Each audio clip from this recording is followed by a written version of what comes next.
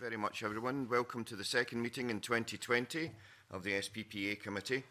Agenda item 1 is decision on taking business in private, and our first item of business is for the committee to decide on whether its consideration of a standing order rule change relating to committee remits should be taken in private at a future meeting. Do members agree to take this item in private at a future meeting? Please. Thank you very much. And the core business of today, agenda item 2, Scottish Elections Reform Bill. Now, I have a wee bit of a run through just to explain how everything's going to work, so bear with us please, and then we'll move straight through to the business. Stage 2 proceedings on the Scottish Elections Reform Bill. I welcome Michael Russell, Cabinet Secretary for Government and Business and Constitutional Relations, and his accompanying officials. I would highlight that the officials are not permitted to speak on record during the formal proceedings today. We will also welcome Liam MacArthur at a later point in the meeting, who has lodged an amendment to the bill. Members might find it helpful to have a reminder of the Stage 2 process. Everyone should have a copy of the bill as introduced, the marshalled list of amendments, which sets out the amendments in the order in which they will be disposed of, and the groupings. There will be one debate for each group of amendments, and I will call the member who lodged the first amendment in the group to speak, to move that amendment and speak to all other amendments in the group. I will then call other members who have lodged amendments in the group to speak to their amendments and to others in the group, but not at that time to move their amendments. Members who have not lodged amendments in the group but who wish to speak should indicate that to me or to the clerk, and we will make sure that you are called. If the Cabinet Secretary has not already spoken on the group, I'll invite him to contribute to the debate just before we move to the winding up speech. The debate on each group will be concluded by me inviting the member who moved the first amendment in the group to wind up. Following the debate on the group, I will check whether the member who moved the first amendment in the group wishes to press it to a vote or seek to withdraw it. If the member wishes to press it, I will put the question on the amendment. If the member wishes to withdraw it, I will ask whether any member objects to that. If any member objects, the amendment is not withdrawn and the committee must immediately move to a vote on it. If any member does not wish to move their amendment when it is called, they should say "not moved" and should do so audibly. Any other member who is present may move the amendment. However, if no one moves the amendment, I will immediately call the next amendment on the marshalled list. Only committee members are allowed to vote, and voting in divisions is by a show of hands. It's important that members keep their hands clearly raised until the clerks have recorded their vote. The committee is required to indicate formally that it has considered and agreed to each section of the bill, so I'll put that question on each section at the appropriate point. I also want to say at the outset that if we have any tied votes on any amendments, I will, as convener, vote as I voted in the division. I will do that consistently throughout the process. Now, I hope that's all clear to everyone, and depending on how we progress with the consideration of amendments, we may have a short comfort break at 10:15. Right, I now move to the first group, and here we are, and we're going to section 1, and that is voting by asylum seekers or dependents at Scottish parliamentary elections and local government elections in Scotland. And I call Amendment 1 in the name of Mark Ruskell, grouped with Amendment 10, and Mark Ruskell to move Amendment 1 and speak to both amendments in the group, please. Thank you. Thanks very much, Convener. I'm delighted to move both Amendment 1 and Amendment 10 in my name. These amendments seek to enfranchise around 5,000 asylum seekers in Scotland who are here legally. They have a lawful right to live in Scotland. They are not illegal immigrants. They are part of our communities. They are our neighbours, our friends, our colleagues, and they make a valued contribution to Scotland. And I think if we were able to find a way to enfranchise these people, it would send a very clear message that those seeking refugee protection in Scotland are equally valued no matter where they are born. Now, the Scottish Government's own New Scots Refugee Integration Strategy establishes a really important principle of integration from day one, regardless of somebody's particular immigration status. And it's important that those that are seeking safety and peace in this country, that are attempting to rebuild their lives, people who are accessing services such as education and healthcare, these people are part of our community. They're not others. They're not illegal immigrants, and they should absolutely be integrated. And part of that integration is about ensuring that they are enfranchised and have the vote. In the words of one Glasgow refugee, granting refugees full political rights will help overturn stereotypes of migrants and asylum seekers as simply victims in need of help. So I think, from my perspective, and having heard some of the evidence at stage one, there are some practical issues to consider here. And I've had constructive discussions with the Cabinet Secretary, the Bill team, and indeed Pete Wildman from the Association of Electoral Registration Officers in Scotland. And the first question is really about the identity of asylum seekers. How can we prove their identity? Because these are people who don't have a national insurance number. So when they come to register and fill out the registration forms, they will not be able to fill out that section. However, there is an alternative to identifying yourself through a national insurance number. And that's through the production of other accredited documentary evidence which can identify somebody and verify their identity. And in the case of asylum seekers, there are very clear forms of documentary evidence that could be provided. One is a certificate known as a Bail 201 notice. This is issued by the Home Office. It's known as immigration bail. It underlines the fact that this person is in the immigration system, in the asylum system. They have a lawful right to live in this country. They are identified. Also, another accompanying piece of documentation alongside the Bail 201 certificate is an asylum registration card, which is a form of photographic identification, again, which verifies who this person is. Now, for registration officers, and as I said, I've had a discussion with Pete Wildman about this, for registration officers, they would obviously need to see the guidance that is issued to them, updated to ensure that these forms of documentation are an acceptable form of verification. So we're not sort of putting registration officers in a position where they've got to try and assess themselves what is a reasonable form of acceptable documentation verification. The guidance should be updated so that it's just clear. If you don't have a national insurance number, you've got these forms of identification, that's fine.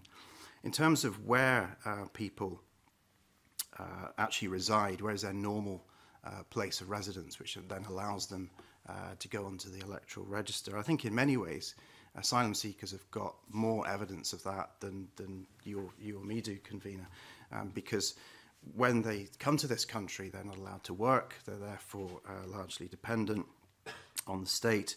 The Home Office has a duty then to provide accommodation for them, dispersal accommodation. So they are then registered at that dispersal accommodation. They are registered at that address. It's a proven place of residence, which they will be there during the period in which they are claiming asylum. So they are verified, and that should in many ways make the work of electoral registration officers more simple in terms of verifying these people. So I would perhaps leave it there, convener, but perhaps finally say that I do believe, as I believe the Cabinet Secretary believes as well, that everybody who makes a home in Scotland should have a say in the way that our country is run, and we need to find a way through this to give asylum seekers that important enfranchisement and vote.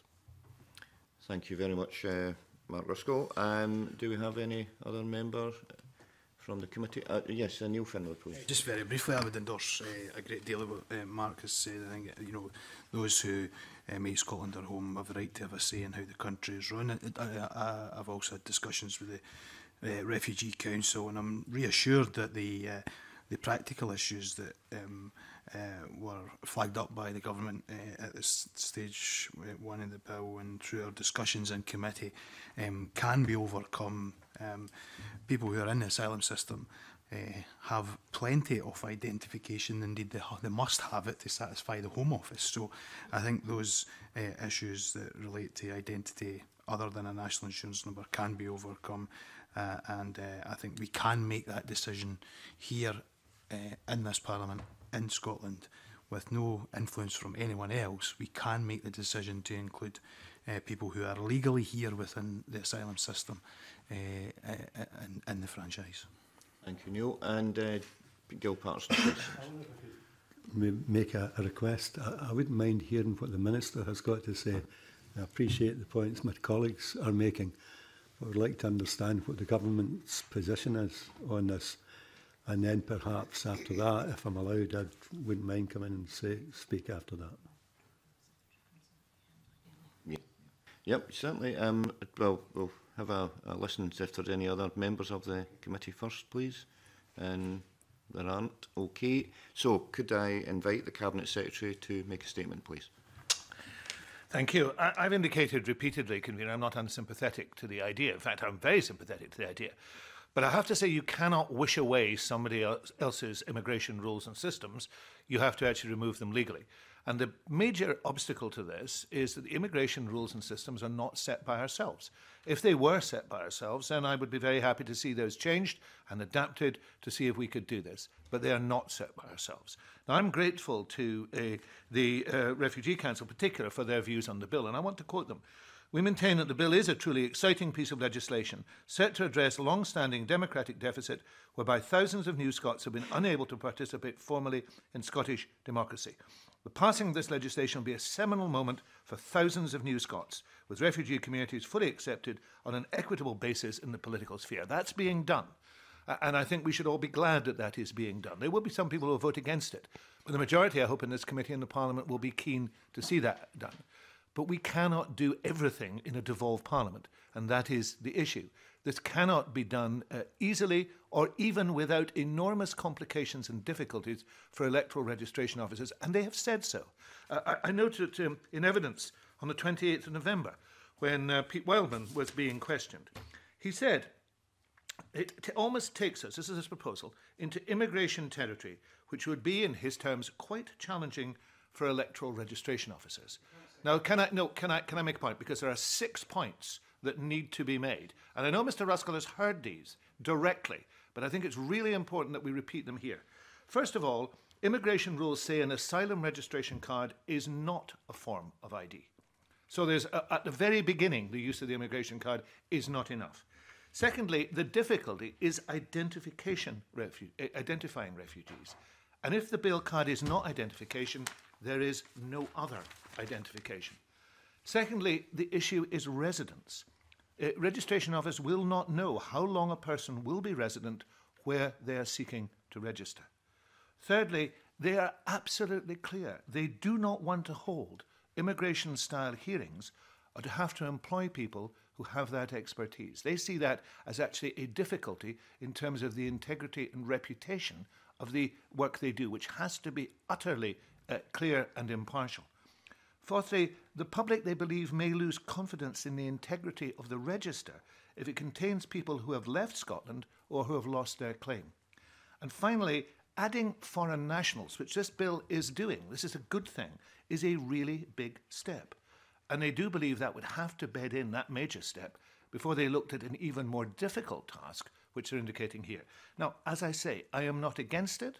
If Scotland was in total charge of its immigration system, then I would try and change the system. I hope we wouldn't have the type of system we have now. But you can't wish that away.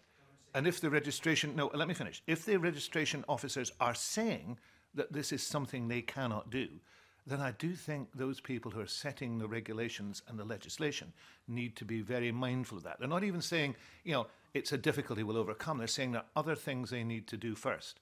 So I'm not against it. But I think in practical terms of good legislation, the best in these circumstances is the enemy of the good. And I think we should recognise that. Thank you, Cabinet Secretary. Now, I just have to just clear up for members. Opportunity to speak comes after the person who is moving the amendment, and thereafter, after the opportunity for members to speak, will be the Cabinet Secretary, and then it will return for winding up by the mover of the amendment. We can't. That's the rule that we operate by on a stage 2. So if you do have anything that you want to bring up, you have to do it prior to the Cabinet Secretary in his stage. That's the rules in the stage 2. I'm afraid. Just as a point of clarity, we can intervene on each other, but not on the Cabinet Secretary. Is that correct? That yes. But what, can we intervene in the Cabinet Secretary? No, you can't. Can't in the Cabinet Secretary. And we can intervene in Mr Ruskell when he's summing up. Well, I suppose actually, as long as he's willing to accept your intervention, yes, aye. That's fair. Aye. It's only to make sure that we keep it in a form that we can carry through, because it is a form of legislation. Thank you very much, Cabinet Secretary, and Mark Ruskell to wind up, press or withdraw, please. Would you like to? Well, I think. Hold on a second, please. When I ask people to wind up, press or withdraw, that person then speaks. And if you want to intervene, if it's okay with the person who's winding up withdrawing, that's okay. But until then, we have to actually follow the format. Okay? Thank you. Mark. I guess I'd like to hear everybody's views before I then wind up on those views, but if you want me to do it iteratively, then I'll do it iteratively. So perhaps if I could start with the Cabinet Secretary's views. I'm a bit disappointed, really, Cabinet Secretary, to hear your position here, because it doesn't appear to have moved on since November last year. I mean, I would ask you, and you can intervene on me if you like, if you have actually spoken to the electoral registration officers, you or your team, in the last couple of months. Yes. You have, right? Okay. So, I mean, I spoke to them on Monday this week, and I think it's fair to say that the electoral registration officers have been rather busy during the month of December. They haven't actually met to review their position on the enfranchisement of asylum seekers, and I understand that they will be meeting at the end of this month. However, what I can take from the meeting that I had with Pete Wildman is that there is understandably a lack of detailed knowledge about the way that the asylum system works, about the forms of verification that asylum seekers have, both as to their identity and to their residency. And I'm confident that by furnishing them with more information as to how the asylum system works and how people moved, in a second, please, in a second, that those concerns can be resolved. I don't see these as enormous complications in any way. And the Cabinet Secretary talked about the residence issue, about people moving around. I mean, asylum seekers are often in the system for years. They are in dispersal accommodation. Students in our society move around from semester to semester, from term to term, from month to month. I'm sure it would be easier for the registration officers if they didn't have to register students as well. But, we do register students because they have an important role in our society. So, and they have a vote and they are enfranchised. So, yes, there are logistical issues around particular groups in our society, and the enfranchisement of more foreign nationals, I'm sure, provides an opportunity as well as a burden within our electoral system. But as I said, I think all of these issues can be resolved, and indeed really largely are being resolved at the moment.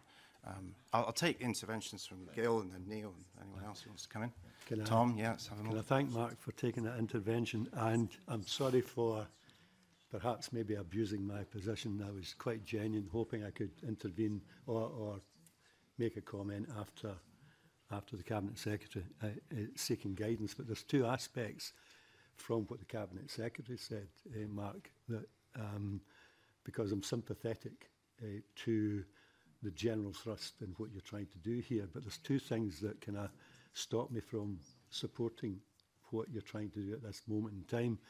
And the first one is the practicalities of it. If the government's saying the practicalities are such that it's going to be at best difficult and at worst impossible, I've got to take that into consideration. But there's another one that's quite frequent, which is major for me, so I can explain this now, and I don't need to do it later. That parties in this place want this Parliament and this government to act as if it had all the powers, and we don't. And it somewhat annoys me, to be quite frank.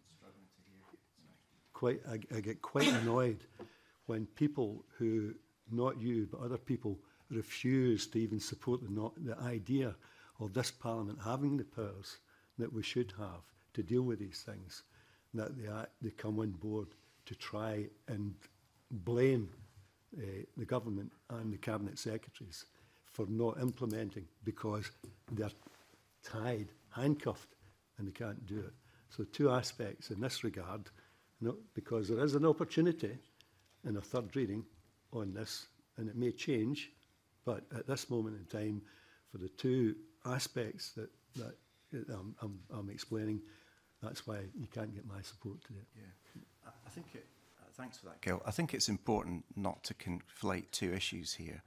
Firstly, there is the issue, the devolved issue that this bill is dealing with, which is the enfranchisement of citizens of this country. The other issue is around the immigration status of particular individuals in this country. Now, I accept the limitations that the Cabinet Secretary has spelled out in terms of our ability to change somebody's immigration status, but that's not what we're debating here. What we're debating is a change to the enfranchisement arrangements of this bill and the inclusion of people who very much have an immigration status. They have a lawful right to live in this country. And I'll just point you back to Scottish Government policy again, which is about integration from day one, regardless of immigration status.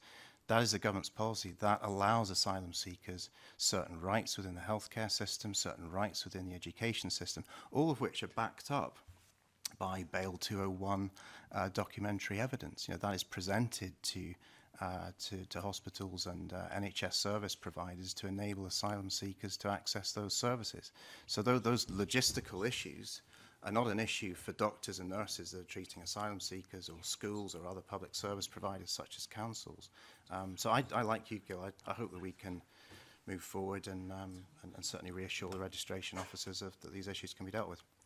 With the convener's discretion, Well, right now, just I'm going to come back to how we're going to operate in the rest of this today, but at the moment, yes, we'll allow this.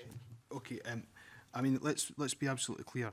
This issue is a decision for this Parliament today. This is not any other Parliament holding powers over us that stops us from doing this. This is this Parliament here today, and any to say otherwise is a complete red herring. We can decide what we accept as a form of ID or not. That's completely within our discretion, and that's completely within the powers of this Parliament. So to say that that can't be done, again, is another red herring. And the Cabinet Secretary says they don't know how long people will be in a certain place. None of us know how long we'll be resident anywhere. We can move tomorrow, and then we can move the next day, and then we can move the next day again. Mark Ruskell gives a very good example of students. So again, these are red herrings that are being put out. The Refugee Council has explained very clearly how the practicalities of this can be implemented. And and I'll repeat, this is a decision for this Parliament. Today, we have the powers to do it. Let's do it. Right, hold on. Okay, now what I'm going to say, because we're going to be returning in the rest of this bill, stage 2 today, to the correct rulings as they stand on the guidance on bills, but because we have this unusual situation to start off, I'm going to allow the Cabinet Secretary, if he wishes, just to say something in reply to what's been, if you want, and then Mark Ruskell will complete his summing up. Is that okay?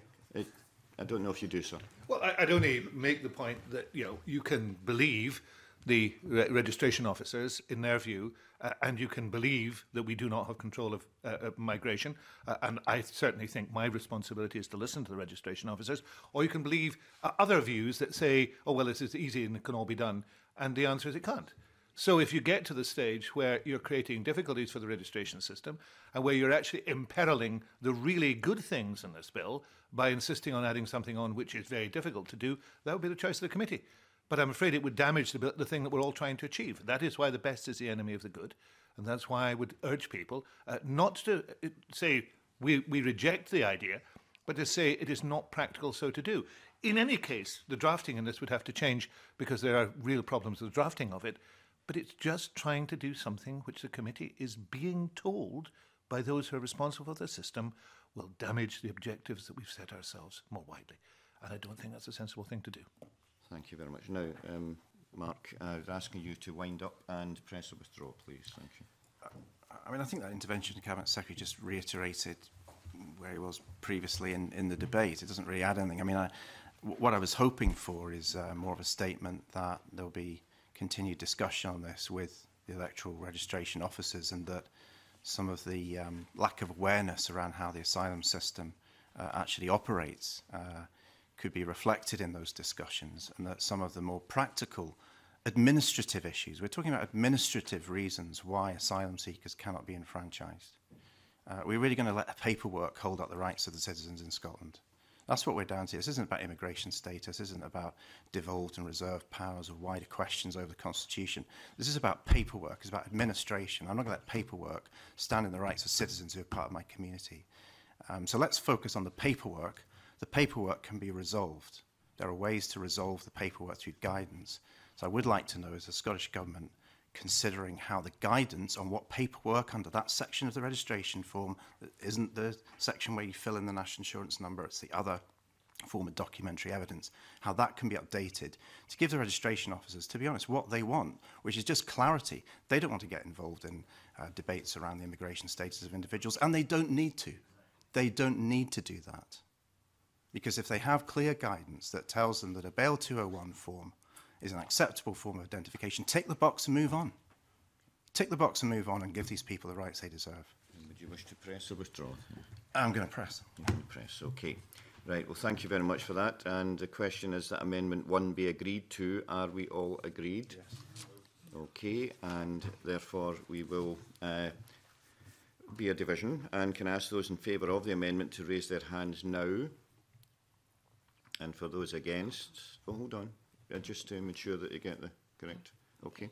And for those against, please.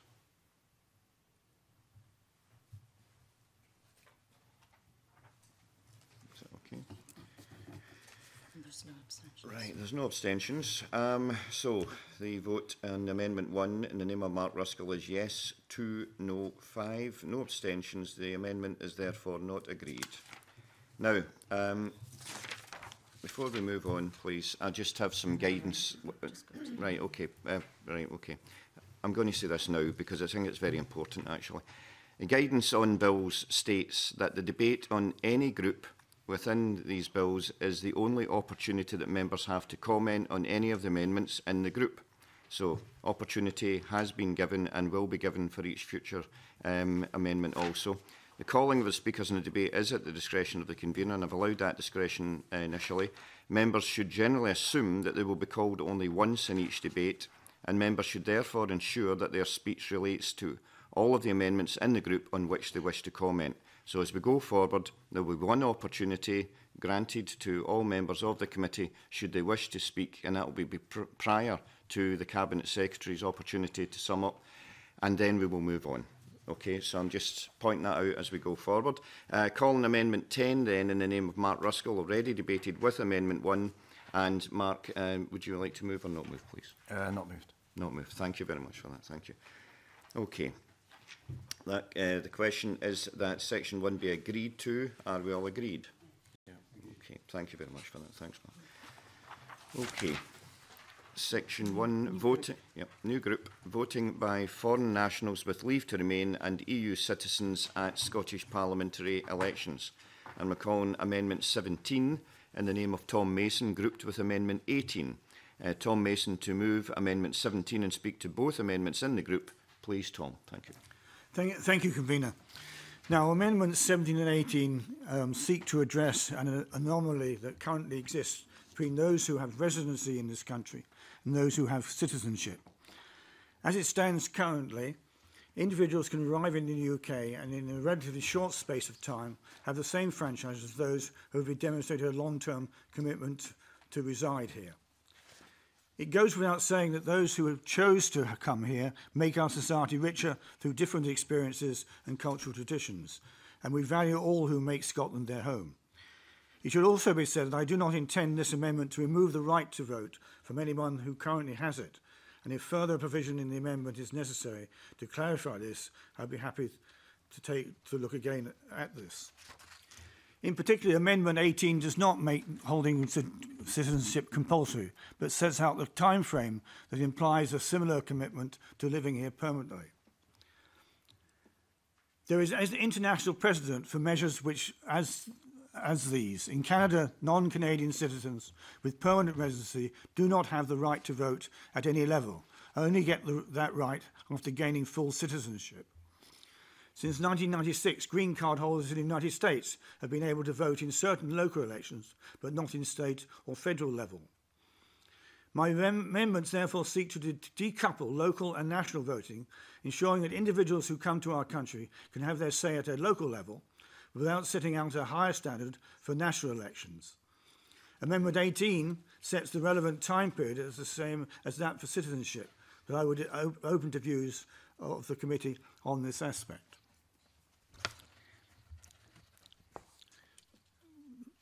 Convener, we have a situation here where we are changing the fundamental principle of voting against citizenship and residency. And though a small bill in itself, this is going to have implications for many generations ahead. And it's going to be quite important to make the right decision at this point. Otherwise, we're opening ourselves to a situation which may be cause problems in the future, future generations, which we will be unable then to change. Thank you very much. Thank you. Would you like? You do. Thank you very much, Tom. So, okay, so thanks, Tom Mason. Any other members of the committee? This is your opportunity to speak on this, as it will not come again. Yes, sorry, yes, Mark Ruskell, please. Thank you. Perhaps you just briefly, Convener. I mean, again, I'll go back to Scottish Government policy because I'm a big fan here.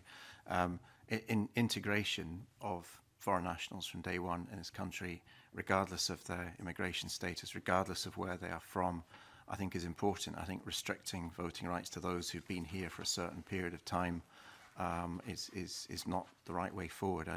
To be frank with you, Tom, I think we need to be extending the franchise to everybody who's resident here, and that will be a key point I'll be making in relation to a number of other amendments that are going to be moved later on. Okay, thank you, Mark Ruskell. Anyone else? Okay, and the Cabinet Secretary, would you care to speak? Well, we've just had a discussion whether the bill should go further and enfranchise more people, and I agree with Mr. Ruskell that we should do everything we can to franchise the largest number of people. And therefore I disagree with Mr. Mason on these amendments. I think no franchise is static. All franchises change. They should change and should go on changing. What we're trying to do here is to have a wide and inclusive franchise. And what Mr. Mason's amendments do is seek to restrict the extension of rights in the bill by limiting them to local government elections only. And Amendment 18 also raises the concept of only allowing EU nationals and other foreign nationals with 5 years residence to vote in Scottish Parliament elections. I've been clear throughout the process that this bill seeks to send a strong, positive message to those who have chosen to make their life here, just as Mr. Ruskell has said, and we're in substantial agreement on these points. I'm pleased that the majority of the committee welcomed the extension of voting rights to foreign nationals. We've just discussed allowing as many people as possible who live and contribute to our country to have the right to vote in our elections is a positive move. Now, the majority of respondents to the consultation on electoral reform agreed with that. Of the 751 respondents who answered the question on enfranchising legally resident foreign nationals, 79% were in favour. And the Welsh Government and Senate also agree. Their legislation allowing foreign nationals using almost exactly the same formulation as the bill has now been passed. Now, I don't expect to convince Mr. Mason of the benefits of that approach, but I want to offer a couple of observations on Amendment 18. By restricting the right of EU citizens to vote in Scottish Parliament elections, the amendment would actually remove rights that EU nationals hold under the existing law. It would also impose on electoral registration office another potentially onerous obligation to satisfy themselves, just as we've been discussing before, of people's residency over the last 5 years. Now, we've got substantial evidence, and MSPs know this, that such a requirement has already proved problematic for EU nationals applying for settled status. This government has made very clear its commitment to ensuring that the rights of EU citizens to vote are protected after the UK leaves the EU, and therefore I could not support the dilution of existing rights proposed by Amendment 18. So I'd ask the committee to reject Amendments 17 and 18.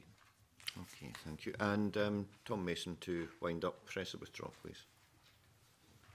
Thank you, Convener. As I said earlier, this is a fundamental change in the principle of governance of Scotland.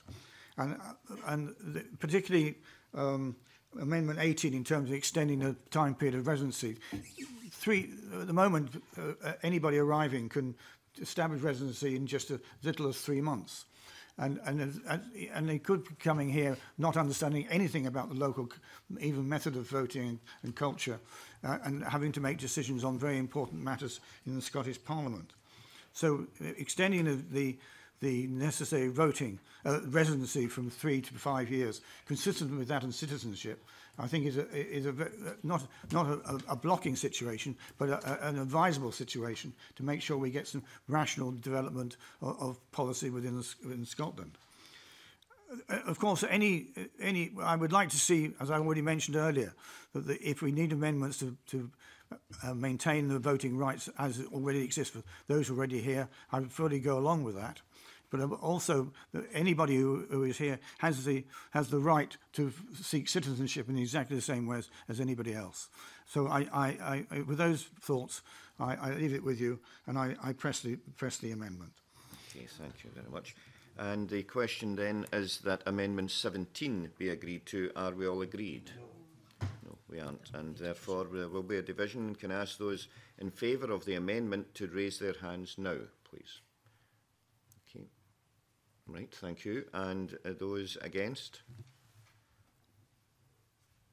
Thank you very much for that. Any abstention? No, there aren't, actually.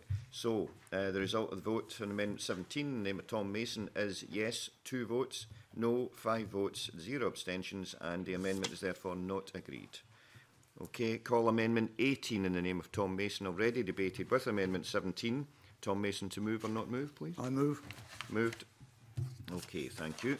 And the question is then that Amendment 18 is to be agreed to. Are we all agreed? No. Okay. There will be a division. Can I ask those in favour of the amendment to raise their hands now, please? Thank you. And those against? And there are no abstentions. And therefore, the result of the vote on Amendment 18 in the name of Tom Mason is yes, 2 votes, no, 5 votes, and the amendment is therefore not agreed. Okay. Thank you very much. Now, moving on to Section 2. And candidacy of foreign nationals with leave to remain and asylum seekers at Scottish parliamentary elections and local government elections in Scotland, and calling Amendment 11 in the name of Mark Ruskell, grouped with Amendments 12, 13 and 14, and Mark Ruskell to move Amendment 11 and speak to all amendments in the group, please. Thank you. Thanks, Convener. Yes, I'd be pleased to move Amendment 11. At the moment, the bill creates unequal candidacy rights for foreign nationals. If there is a citizen who arrives from the EEA or European Union, they're able to stand for election pretty much on the day of their arrival. However, those that others require indefinite leave in their immigration status before they can then stand for election. And in that way, it will exclude some people who've applied for indefinite leave to remain and have been on a process of renewal for many years. There are some people in our communities who've been here for over a decade who do not yet have indefinite leave to remain, but nonetheless have been applying. And I think that's wrong, and I think there should be equal candidacy rights for all foreign nationals who are living in this country and have a legal right to live in this country. Immigration status obviously is a complicating factor in terms of an individual's ability to take office and to hold office and to be remunerated for that work. But it shouldn't be a factor which removes their right to candidacy. In fact, if we look at local authorities, every single year we have by-elections that are caused by members standing down for a variety of reasons. Ill health, changing personal circumstances, work-related circumstances. People come in and out of politics for a range of reasons. However, they're not barred from standing from election because of their health status or employment status or any other reasons. If they're eligible to stand, they stand. With asylum seekers, and in particular, asylum seekers currently have no automatic right to work. This is something which can be waived. The ban on working can be waived by the Home Office. There is guidance that exists in relation to that. And I guess I'd be interested to know from the Cabinet Secretary about whether the Scottish Government have discussed with the Home Office the issue of asylum seekers in paid work, and whether the guidance can be changed to allow asylum seekers to work and to be remunerated in certain positions, including elected office. Of course, asylum seekers can undertake voluntary work. So in theory, an asylum seeker could stand, they could be elected to office, and they could conduct their duties on a voluntary capacity, only claiming expenses. That would create some equity issues in comparison to other elected members, but in theory would be a way forward. I think the committee had an excellent briefing session. We met a number of asylum seekers. I made the point at the time that I felt many of these individuals are highly valued by their communities and make excellent elected representatives. I would willingly vote for a number of them. There are issues around immigration status, but not in relation to candidacy, only in relation to the rights of these individuals to actually undertake paid work in this country. And again, I recognise there's a discussion to be had there with the Home Office, and I'd be interested to hear from the Scottish Government about how hard they are pushing at that door. Okay, thank you very much for that. Thank you. Any other members of the committee wish to say anything? Yes, Neil Findlay, please. Thank you. Just as a point of consistency with my position previously about the franchise, I would support this amendment as well, and for many of the reasons outlined by Mark Ruskell. Thank you, Neil. And anyone else to? No. Okay, and thank you. So, Cabinet Secretary, would you like to?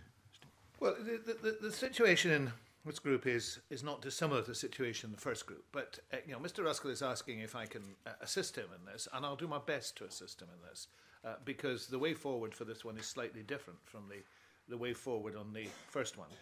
The difficulties for returning officers are not as great given the numbers that are involved here, though there are issues of by-elections, and the issue there is not quite as, I have to say, presented by Mr. Ruskell. Of course there are by-elections as people change their jobs or do things, but the comparatively limited number, in fact very limited number, of those who actually are disbarred, for example, by bankruptcy or by a jail sentence, whereas there would be a disbarring effect here because the person would no longer be able to complete their term because they essentially were no longer eligible to be here.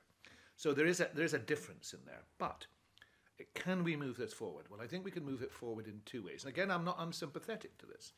I'm quite willing, in the light of the debate today, to approach the Home Office. My officials will be willing to do so. I have to say, I have very little confidence that they will respond in a positive way. I have been dealing with migration issues through the Brexit process for the last 3.5 years. There are lots of brick walls, but that brick wall is particularly dense on migration from a UK government that has an obsession with migration. But if Mr. Ruskell is not going to press these, then I'm quite willing to go and have that conversation and to see what comes out of that conversation, because that would remove the first blockage, which would be, would this amendment, and particularly as drafted, be within our competence, because it would in actual fact impinge upon the status of migrants, and that is not within our competence. So I'm willing to have that conversation. And if, for example, the Home Office was to say, yes, we're going to change the regulations, we're going to change the guidance, we're going to change the law to allow this to happen, and this will be an exception, then that removes the first of those barriers. There's another barrier in this which we can, I think, remove at stage 3, and I'm looking to see how we could do it. As presently drafted, EU nationals with settled status will be able to stand as candidates, but the bill does not in present enfranchise those with pre-settled status. Now, I'm very concerned about pre-settled status and what it means and how the system is operating. I think that extending rights to those with pre-settled status would be a logical extension, and therefore I'm seeking to find a way at stage 3 in which we can do that. So I think it is possible to have the conversation. I don't hold out, and just being very realistic here, I don't hold out much hope that the Home Office will change its position, but I am willing for my officials to go and have that conversation and to see if we can change that. If we can, then I think we could see whether an amendment at stage 3 was possible. And certainly I commit myself to an amendment at stage 3 if we can find a way to, and I hope we can, to deal with pre-settled status. So that is moving towards the position that Mr. Ruskell has. Let's see whether we can complete that move if possible. And it would be helpful, therefore, if it wasn't moved, and we can try and return to this at stage 3. Thank you, Cabinet Secretary. And Mark Ruskell to wind up, press a withdraw, please. No, I welcome those comments, and particularly the comments around those who are currently in a pre-settled status. I think that's clearly an anomaly in terms of candidacy as well. So if a stage 3 amendment was brought forward to deal with that, and perhaps with the hope that the brick wall can be dismantled in small chunks. Asylum seekers can actually be part of our community and actually do useful work, which I know they desperately want to do, but are thwarted and restricted by the Home Office in that. Then that would move things forward. So I'm happy to not move at this point. Thank you very much. So Mark Ruskell seeks to withdraw amendment number 11. Does any member object? No. Thank you very much. No member has objected, so therefore amendment 11 is withdrawn. So next we will call amendment 12 in the name of Mark Ruskell. Already debated with amendment 11. Mark Ruskell, move or not move? Not moved. Okay, thank you very much. So, we move on to candidacy of foreign nationals with indefinite leave to remain at Scottish parliamentary elections. Call Amendment 19 in the name of Tom Mason and a group of its own. Tom Mason to move and speak to Amendment 19, please. Thank you, Convener. This amendment seeks to bring the requirements for candidacy in line with the requirements for voting, as outlined in Amendments 17 and 18. This is largely a technical amendment and does not raise any other considerations in terms of qualification other than those already discussed. But in the light of not succeeding with 17 and 18, it is regret that I'm not going to push for this to go forward. Right. Well, thank you very much. Not moving. Not moving. Yep. Thank you very much for that. Thank you. Anyone otherwise minded at all? No. Don't think so. No, it's that's not been fine. moved. Okay. So we go. The question is that section 2 be agreed to. Are we agreed, please? Okay, thank you very much. And therefore we move to section 3, call Amendment 13 in the name of Mark Ruskell, already debated with Amendment 11. Not moved. Not moved. Okay, thank you very much. And that's, don't, just be with you in a second. Question. Right, question 13, there we go, has been not moved. Question, call Amendment 14 in the name of Mark Ruskell, not moved, and thank you very much. And the question is that section 3 now be agreed to. Are we all agreed? Agreed. Thank you very much indeed. Thank you. Right. Minimum age for candidates at Scottish parliamentary elections and local government elections in Scotland. So therefore we call Amendment 3 in the name of Mark Ruskell in a group of its own.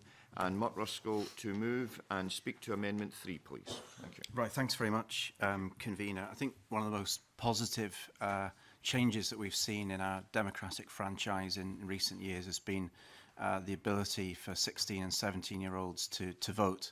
And certainly, you know, a scene that really moved me actually was during the 2014 referendum, seeing, you know, whole class loads of high school students coming down to the local polling centre to vote in that referendum and subsequent elections.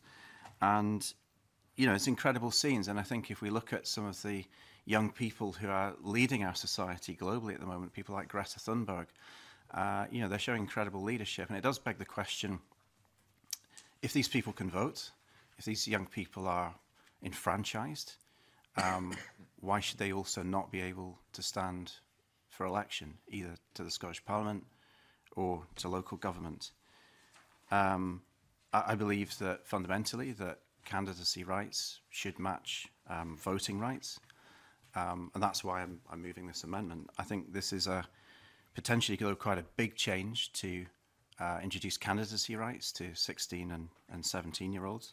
I realise that there are a lot of issues that perhaps need to be considered and consulted on. It would be quite a big change, and I'm not sure if perhaps we're quite ready in Scotland to consider a proposal at this point to actually deliver those rights in this bill.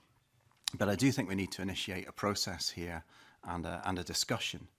And that's why I felt it was perhaps appropriate to put in place a provision in this bill to allow ministers to bring forward regulations at the right time, and to put that through to ensure a super affirmative procedure, so it's given adequate consideration in Parliament, that there's a long period for Parliament to consider any potential change in those candidacy rights of 120 days. So it's a belt and braces approach, and it's not about saying today is the moment where we give 17-year-olds or 16-year-olds the right to stand in council elections. But I think we need to consider the issues here, and I think the committee's already had some evidence coming from members of the Youth Scottish Parliament who've taken a decision that they think this would be a responsibility which young people would be prepared to take on. And there's a growing debate on this, and I think the way forward would be to establish the power for ministers to make regulations in the future through this bill, and to see what transpires in the years to come. Okay, and thank you very much then, Mark Roscoe. Any other members have anything that would like to contribute? Gil Patterson, Yeah, please. thanks very much. Yeah, I've always been a great believer for a long, long time in young people being able to influence things that society charges them with. For instance, if they work and they pay tax, then they should be involved in the decision of what the level of the tax is.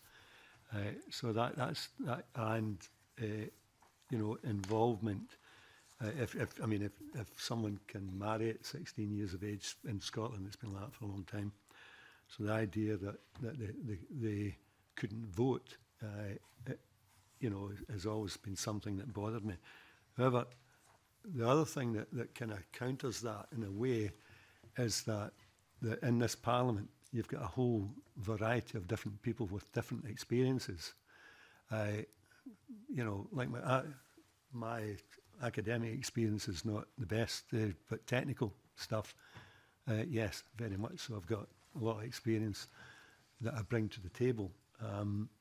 And one thing that would worry me about lowering the age is that young people having the lack of experience out there. Sometimes I think, and I don't want to criticise anyone, but sometimes I think even in Parliament there's a limit to how people managed in their journey to here.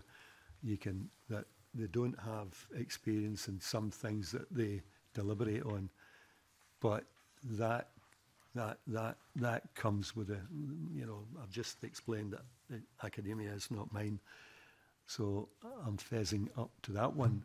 But when young people have no experience, so I think there's a requirement when people are making law, for instance, that they should bring something to the table. And young people, unfortunately, it takes them a bit of time. Even 18 years of age is borderline for me. However,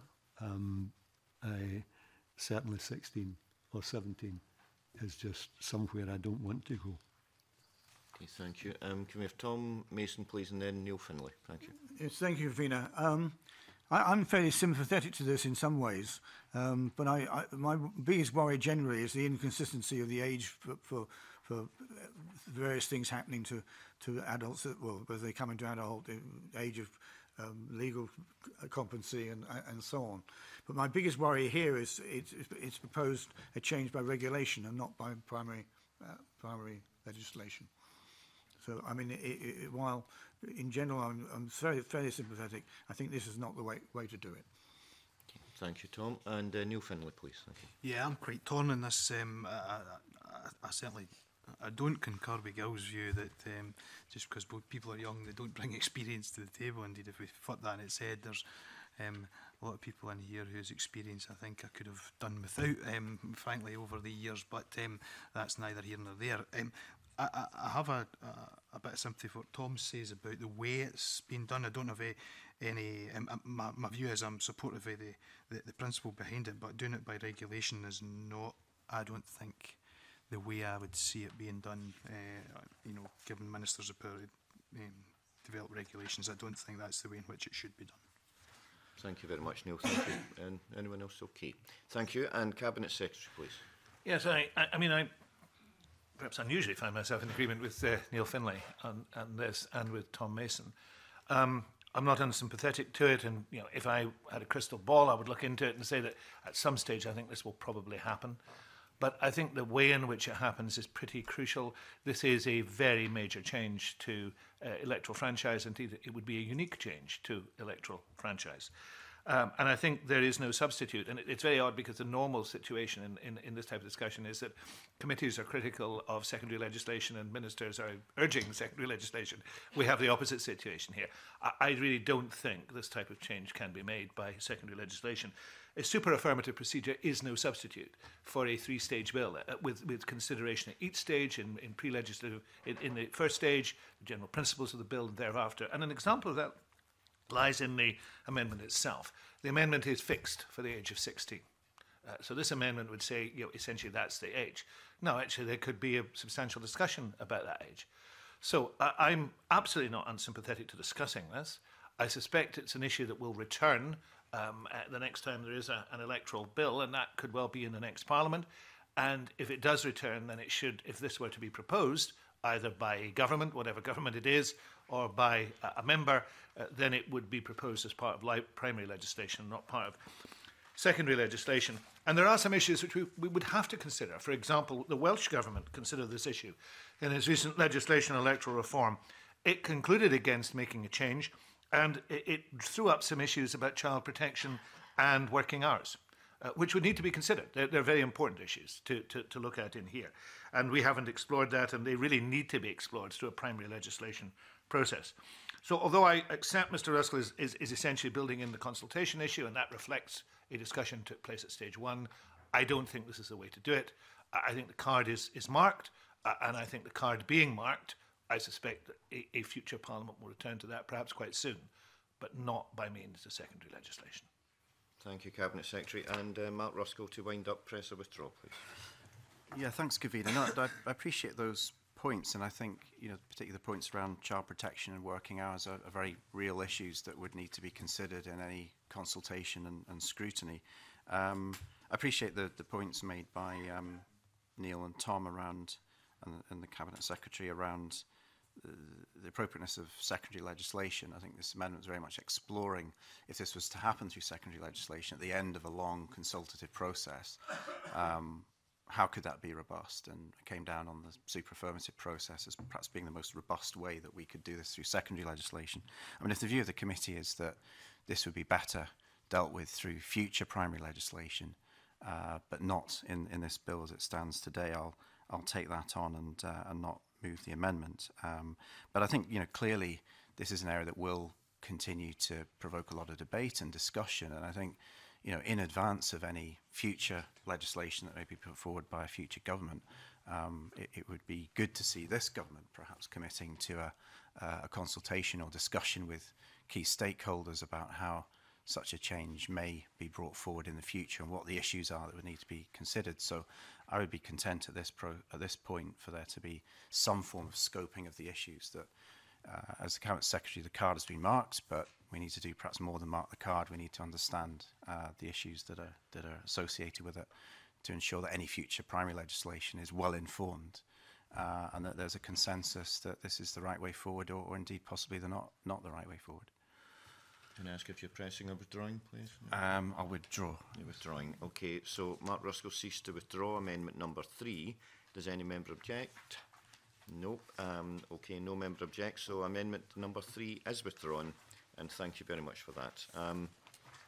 So we're moving on to removal of disqualification as candidates for local government elections in Scotland of former councillors who receive severance payment, and call amendment number 4 in the name of Neil Finlay and a group of its own. Neil Finlay to move and speak to amendment 4, please. Okay, I'll move the amendment, convener.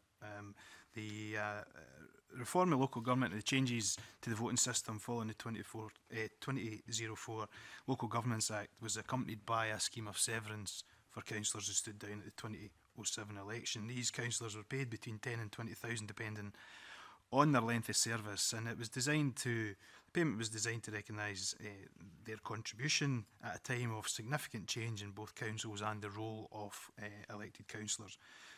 For some who stood down in 2007, they did so for family reasons or work commitments at that time in their lives. 13 years have passed, and many who stood down are sadly no longer with us, but some may now be in a situation where they can commit to public service, and we should not prevent them from doing so. If we look at this Parliament, we see members who've lost their seat or who stand down collecting a resettlement grant of 50% of salary or 1 month's salary for each year up to a maximum of 12 years. There are current members of Parliament who have benefited from such a scheme. Also, ministers who are sacked or stand down receive a one-off payment. There is no barrier to them being appointed again to the Cabinet. Indeed, I think may have happened to someone in this room. At Westminster, MPs who lose their seat are paid up to £31,000 depending on their service. None are prevented from standing again. And at the recent elections, we have seen a number of people who lost their seats in 2015, 2017, re-elected in 2019. So the bill is about extending franchise and candidacy rights, and this amendment is about ending what is in effect a lifetime ban on one group of people whose only offence is to have served their community. Okay, thank you very much, Neil. Any other? What would you like to move? You're moving that. Yep. Any Yes, other? yeah. Any other? Yes, Tom Mason, please. Thanks. Yes, I'm very sympathetic to this amendment. This happened a long time ago, and people do go back into politics for various reasons. You can never tell what happens in the future. I, for one, suddenly came back in again. So if I'd have accepted this, not that it applied to me way back, I would have been very disappointed if I couldn't get back in again, given that the political dimensions have changed substantially since then. So I'm very supportive of this particular amendment. Okay, thank you very much. And Mark Roscoe, please. Thank you. I'll be honest and say I'm pretty torn with this amendment, because I think this restriction and this resettlement was in relation to a particular cohort of councillors in 2007. I think, I don't think it applies to any councillor who's stepping down today, and it was wrapped up in a process of electoral reform where single-member wards were being abolished and we were bringing in STV and proportional representation, and it was about a refresh within our local councils. And, a number of councillors decided to stay on and to fight for election to new multi-member wards, and they did so, and they didn't take their severance money at that point, and they continued, many of them continue to serve today. So I guess what I'm not clear about is the potential number of people from 2007 who took that resettlement grant, decided not to stand again and not to fight multi-member wards and be part of local councils, but are now wanting to come back, 13 years later and stand for re-election. I'm not clear where the demand is for this. Certainly it's not the case that councillors today stepping down get any kind of severance payment. This was a particular moment where we were reforming local democracy. There have been people who'd been there for many decades and provided great service in many incidences, but were faced with a situation where their electoral wards, which they'd fought for and served for a number of years, were being abolished, and therefore they had a choice to make about whether they stepped away from that system or indeed fought elections under a completely new system. Okay, thank you, Matt. And Jamie Halcrow-Johnson, please. Thanks very much, Convener. I have sympathy with a lot of the points actually made here today. I suppose that the one point I would make about this is that this, my understanding was the last, those who stepped down were given this payment on the basis of stepping down, but those who continued would have been under the new system, which meant that councillors were salaried, so that they had at least had a remuneration from that going on. I suppose the principle I have is I don't like the concept, as we're talking about here. We talked about in earlier sections about people who have a right to stand in elections or have previously had a right to stand in elections being disbarred from doing so. So I think on the looking along the short of it, I'll probably be supporting this amendment. Thank you very much for that. Thank you. And Cabinet Secretary, please. This issue was raised in the last couple of weeks with me by the individual who I think has been in touch with Neil Findlay. And Neil Findlay has explained that the Local Government Scotland Act 2004 had the arrangements for a severance payment, as has been discussed. But those who took the payment were disqualified for nomination, election, or holding office as a member of a local authority. Only councillor who accepted a severance payment was not entitled to stand as a candidate in a future local government election, and that was made clear to those who applied for the scheme. And to that extent, Mr. Ruskell is right, that people knew what they were doing and made a conscious choice. However, Mr. Mason is also right. It was a long time ago. it was a reasonable proposition coming from a previous administration in order to refresh local government, and it was quite right to say that those people should not seek to return to local government having pocketed the cash. That was, I think, something which is now past. I can't see much point in continuing with this bar. I think Mr. Finlay is right to raise it, and in those circumstances, I don't see there's any need to restrict former councillors. We do not know how many there are, but I suspect it's a small number. I'm only aware of one case of somebody who had been or was about to be nominated and then found that they had to withdraw in these circumstances.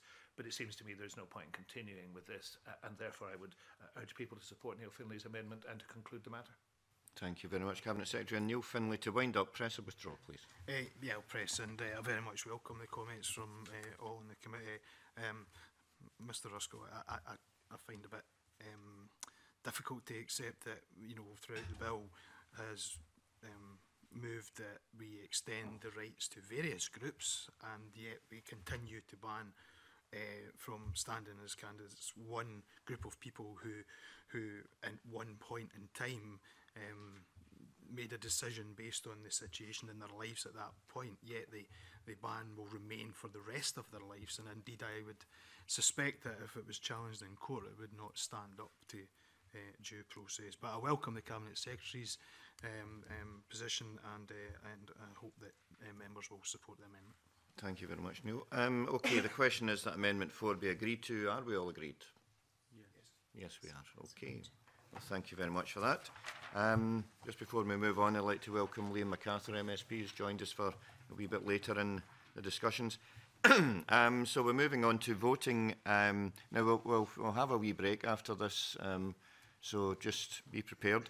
But we're moving on to voting by electors living out with Scotland at Scottish parliamentary elections, Amendment 20, in the name of Tom Mason, in a group of its own.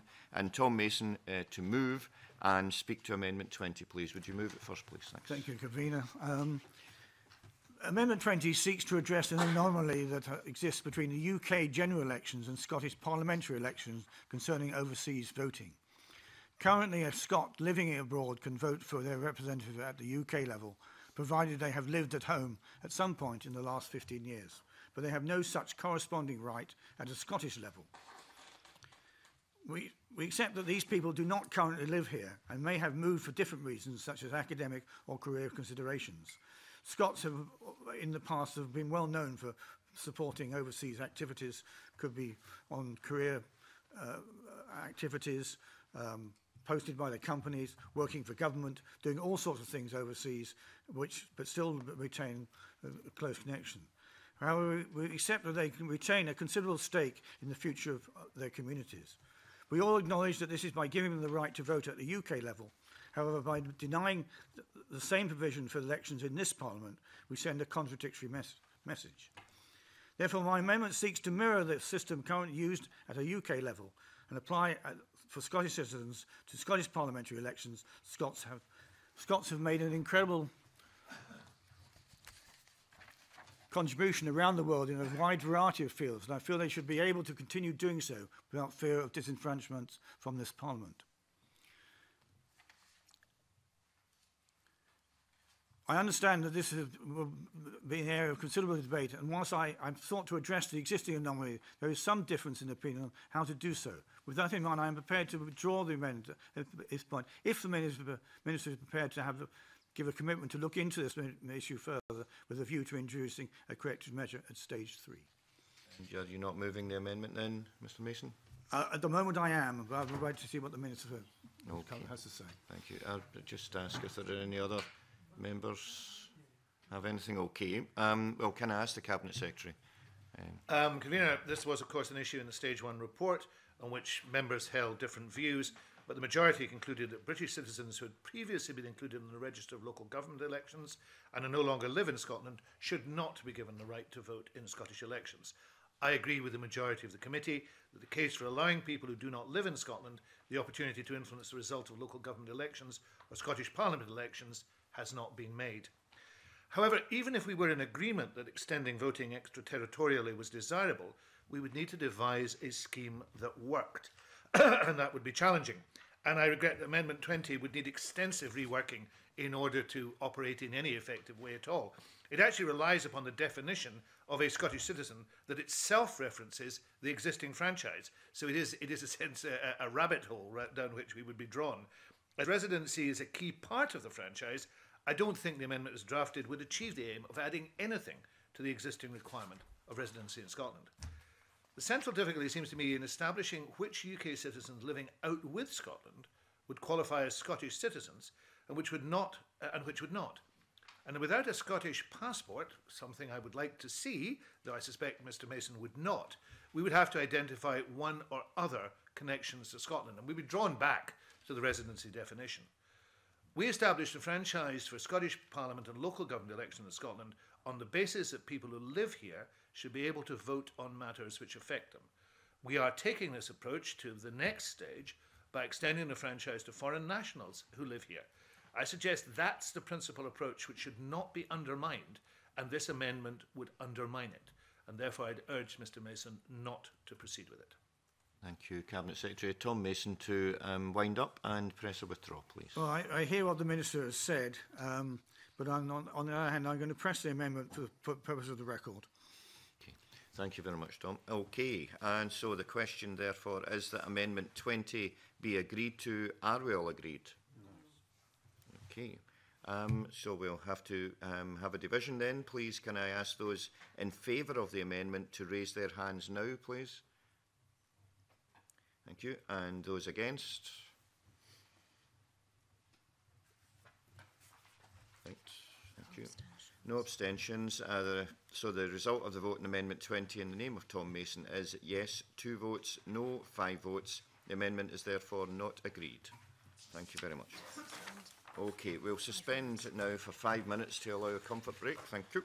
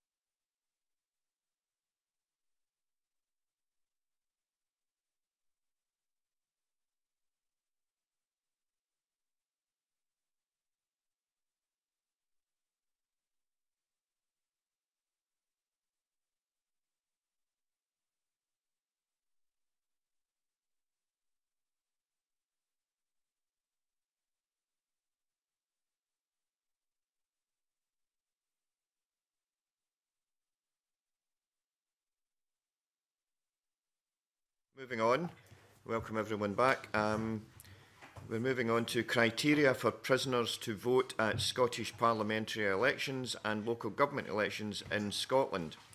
So we're calling Amendment 21 in the name of Jamie Halcrow-Johnson, grouped with amendments as shown in the groupings. I'm pointing out here that if Amendment 21 is agreed to, we will not be calling Amendment 15 and Amendment 22 as preemption. So therefore, first we will have Jamie Halcrow-Johnson to move Amendment 21 and speak to all amendments in the group, please. Jamie. Thanks very much, Convener. I move Amendment 21 in my name. The amendments that I put forward in this group would remove the existing provisions in relation to prisoner voting from the bill, particularly sections 5, 6 and 7. And Amendment 21 would replace the existing provisions in the bill with a provision allowing for anyone who is enfranchised by UK government guidelines in England and Wales also to vote in Scottish elections. The approach recognises the enfranchisement of people released on temporary licence in England and Wales is being achieved by non-legislative means through guidance to prison governors. The amendment would ensure that at a minimum these people in Scotland who are in the same circumstances are able to vote in elections in Scotland, and would address the main concerns raised by the European Court of Human Rights in relation to the United Kingdom's compliance in relation to prisoner voting. The UK government's approach has been accepted by the Council of Europe, the body which organises the court, to be an appropriate response to the concerns raised. Am I speaking to Amendment 22 as well? This amendment would exclude any person who has been convicted of corrupt or illegal practices under election law from benefiting from prisoner voting provisions, and would exclude prisoners not only under sentence for breaking electoral law, but also sentenced for other offences. If they were in prison for other offence, they would remain excluded. We already accept that people guilty of corrupt and illegal practices under election law should be barred in some circumstances from voting or standing as a candidate, as well as holding certain offices. This is a question of type and relation, and improper interference with a democratic process should render a person unable to participate in it.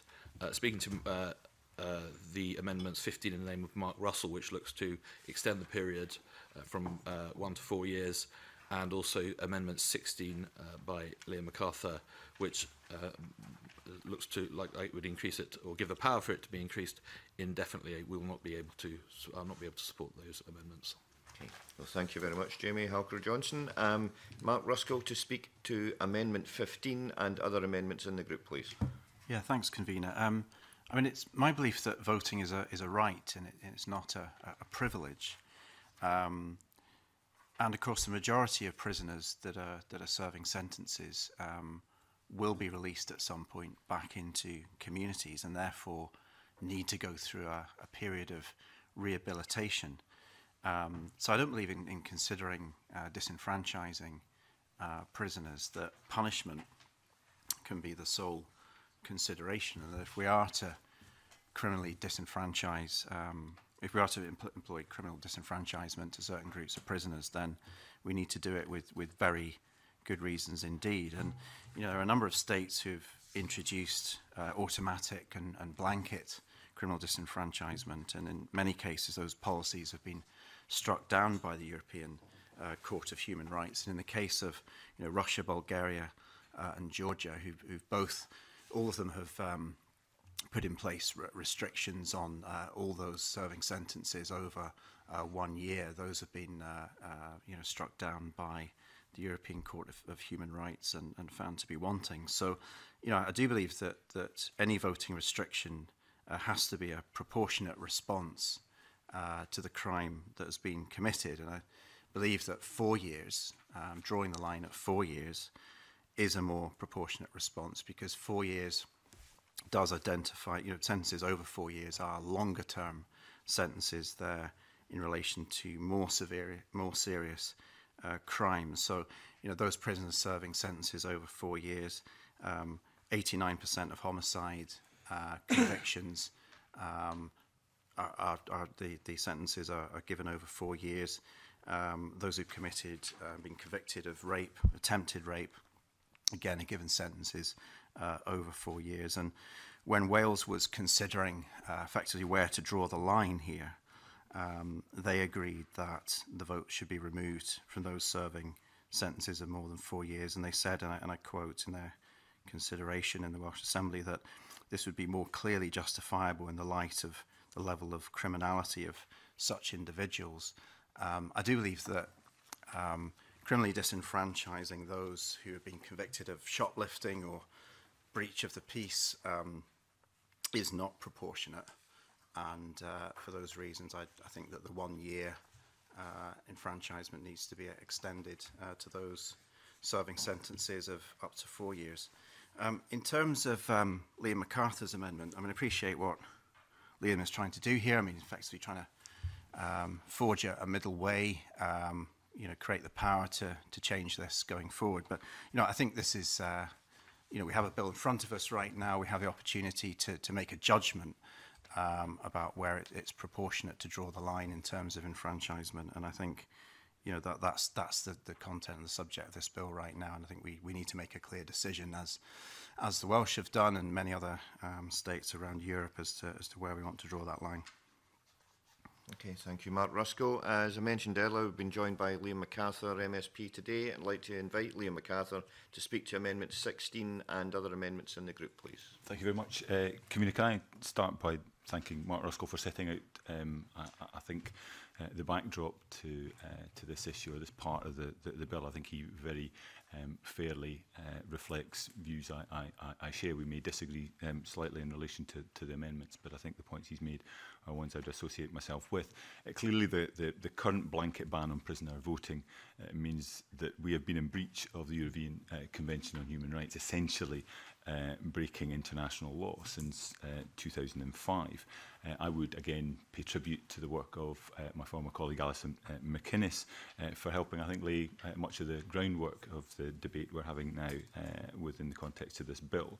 And while her amendments on prisoner voting were voted down twice in the last Parliament, I think she undoubtedly helped to show that a blanket restriction on prisoners voting isn't legal, fair, or indeed progressive.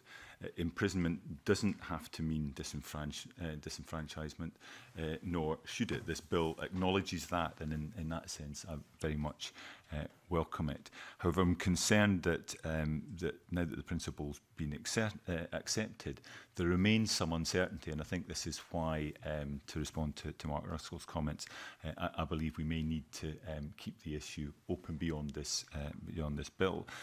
Mark's Amendment 15 returns to the question of where the right place is to draw the line, presenting 4 years as an option.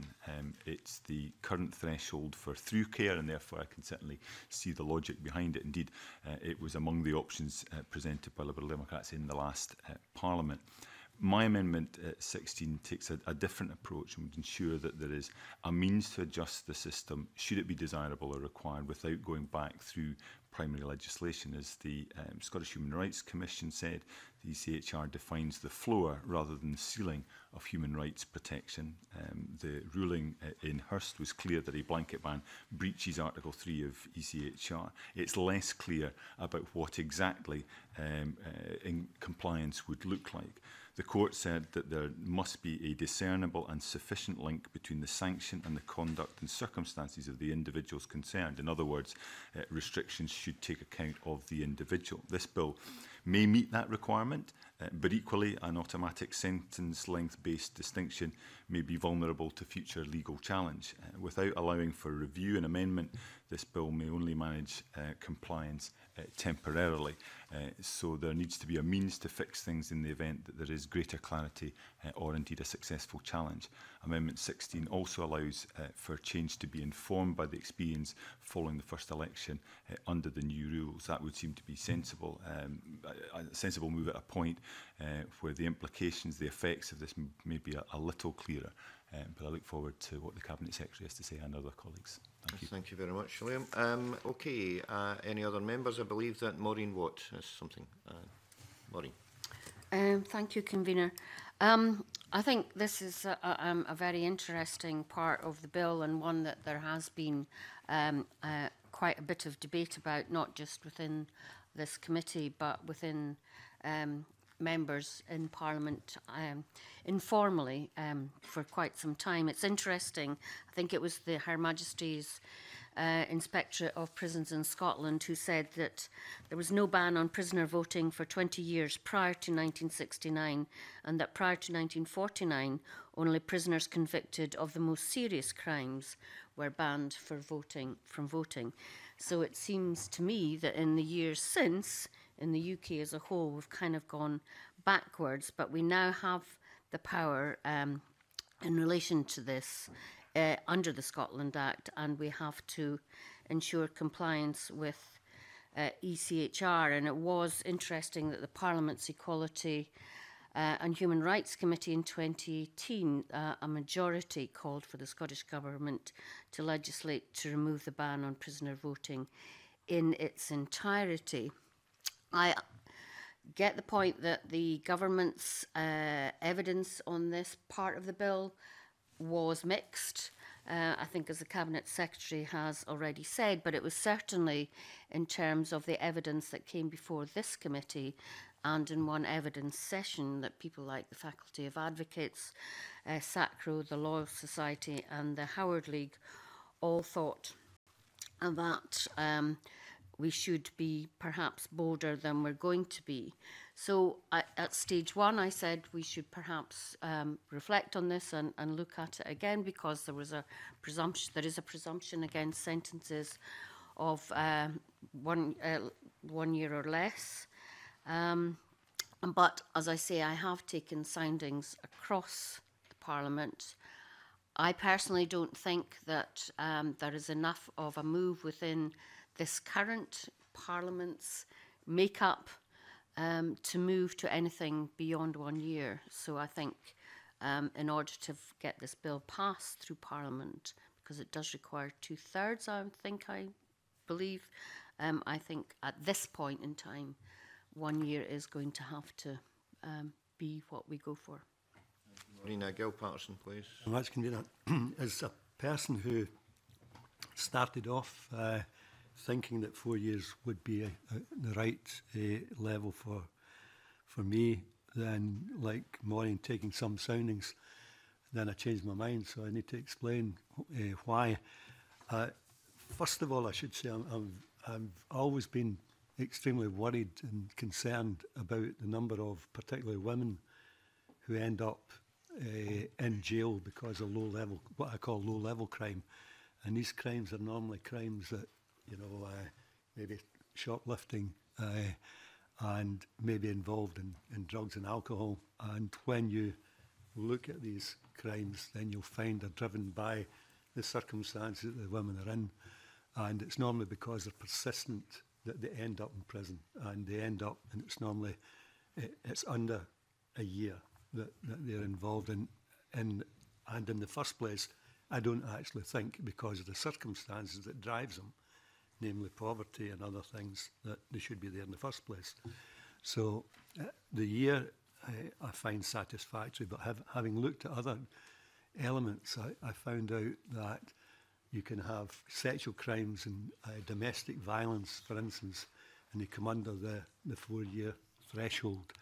And just the other day there was a crime committed by 2 individuals who attacked a taxi driver and beat him up and stabbed him, and they get 44 months. So it's that type of consideration that I find it hard to, in myself, to give them the right to make a decision on law.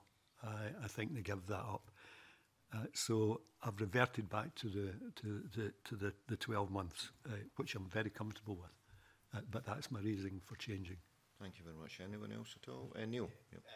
I think my personal view is that, you know, in the longer term, I'd like to see prisoners, all prisoners having the right to vote, but I too have taken soundings across Parliament, and I don't think there's the majority for that, and I'm sure we've all spoken to our own political groupings about their view on it, and at this stage we will support the 1 year. Thank you very much, Neil Finlay. And Cabinet Secretary, please.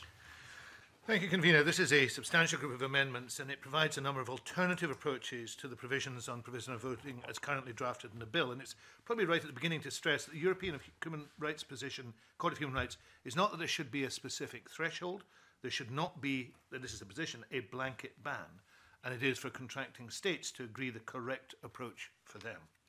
Now, Mr. Harcrows-Johnston's Amendment 21 and the consequential amendments 23, 24 and 26 strike at the heart of the enfranchisement of prisoners in Scotland, and indeed the intention of the wider bill to fulfil our obligations. Amendment 21 would replace the government's proposal of enfranchising prisoners serving sentences of 12 months or less by instead applying the guidance in operation in England and Wales. And that would raise a number of very serious concerns. The proposal, first of all, would replace the proposed scheme upon which the Scottish Government has consulted and upon which this Parliament's committee has taken evidence. It would place our franchise of prisoners under the control of guidance issued by the Ministry of Justice, and not just the guidance issued in 2018, but any future guidance that the Ministry might choose to set out. And any such guidance would, of course, be intended for prisons in England and not for prisons in Scotland. And although there is much common ground between our systems, there are also many differences. For example, in the way that temporary release operates. And although the amendment refers to prisons in England and Wales, it's actually worth noting that the Welsh Government has committed to enfranchising prisoners serving sentences of under 4 years. Indeed, I noticed that the Stage 1 debate of the Welsh Assembly's Equality, Local Government and Communities Committee described the UK government approach as one of minimal compliance. And even if the amendment was focused purely upon the current approach of the Ministry of Justice, the position is that the UK's government's response to the human rights case law on prisoner voting, it is a position that did not enfranchise any prisoners in custody, but instead focused on clarifying a number of points in relation to those on temporary release. Now, I welcome that this committee's Stage 1 report on the bill concurred that the blanket ban is unsustainable, as it is against the European Convention of Human Rights. And we're responsible as a Parliament for ensuring that ECHR compliance on this and all other matters, and that is a non-negotiable for us. One of the principal aims of the bill is to accept that responsibility and to resolve this issue in a fair and proportionate way, one that sends a positive message about rehabilitation and civic responsibility. Amendment 21 and 23 and 24 and 26 actually seek to transfer that responsibility back to Westminster without even a pretense of respecting the historic independence of the Scottish justice system or any apparent concern that it is this Parliament that is responsible for human rights compliance on the issue. Now, I cannot commend that course, and therefore I'd ask Mr Harcourt-Johnston not to press the amendments, and if he does so, I'd urge the committee to reject them. Now, in contrast, Mr Ruskell and Mr MacArthur's amendments present alternatives to achieving the policy of enfranchising prisoners in Scottish elections based on the length of sentence. However, I maintain that our suggested course is the correct one. I'll explain why I'm not minded to support either at this time. And statistically, of course, I just want to point out that the number of people, and Mr Ruskell referred, I think, to housebreaking and breach of the peace, there's a very, very small number of people who are sentenced to more than 1 year in that, and there will obviously be special sentencing conditions. The vast majority of people for those offences and other offences in those sort of categories are not sentenced to anything more than a year. Mr Ruskell's amendments go further than the government's proposal by seeking to increase the threshold to 48 months. Now, I accept that's a course being pursued by the Welsh Government.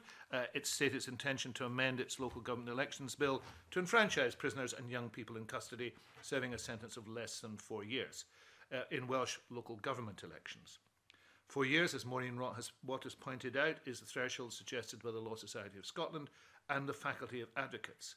But Maureen Watt has also, as Gil Patterson and Neil Finlay pointed out, indicated that this is an issue upon which views are divided.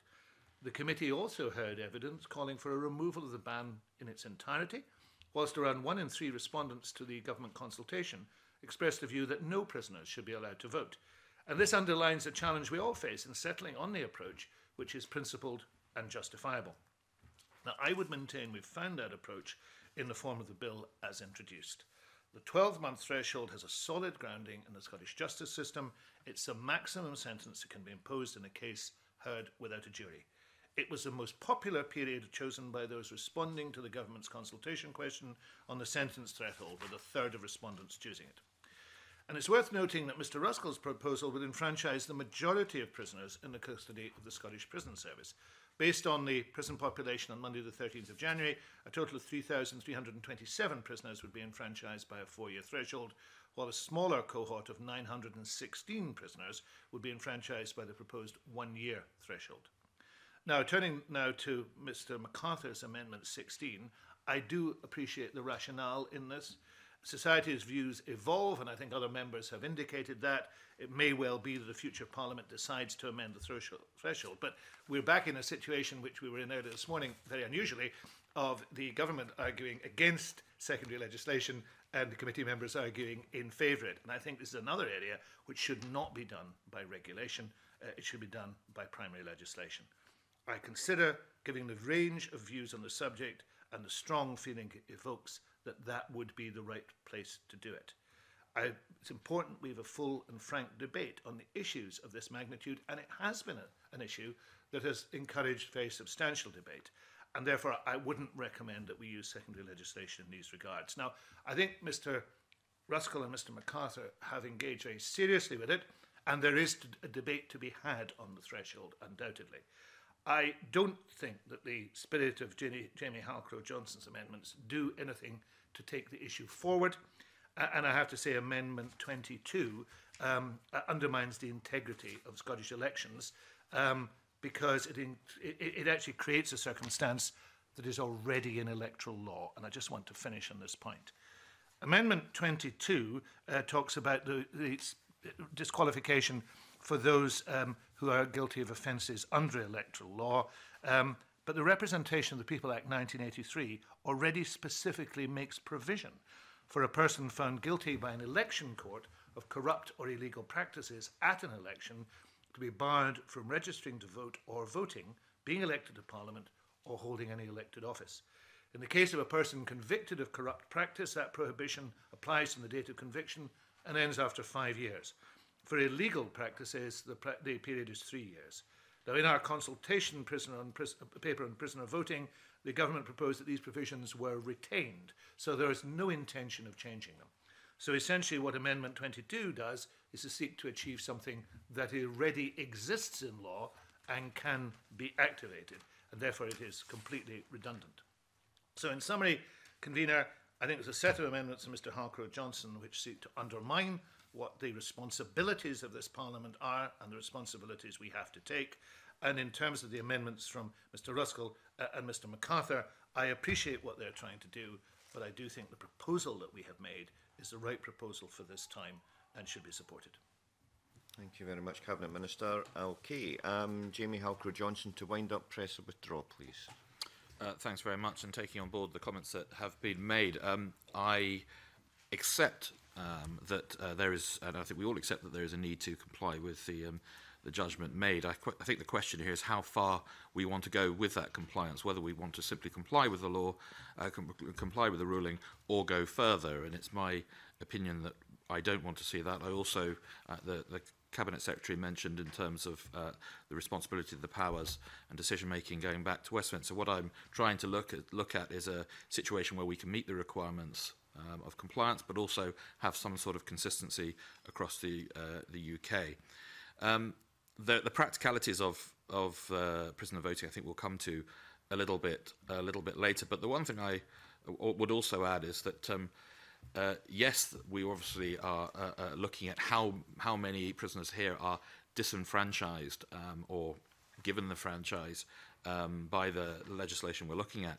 But that doesn't mean that we can't look at engagement, and prisoners shouldn't be cannot be engaged in the political process or the political sphere. So I will press my amendment 21 and further amendments. With 22, I at this stage will not move it. Oh, sorry. Okay. We'll just stick with 21, but thank you very much for that. No, thank you very much, Jamie.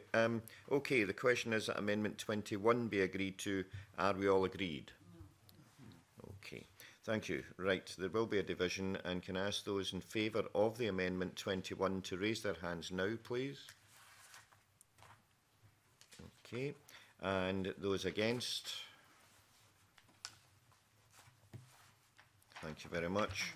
So, no abstentions, and the result of the vote on Amendment 21 in the name of Jamie Halcrow-Johnson is yes, 2 votes, no, 5 votes, and the amendment is therefore not agreed.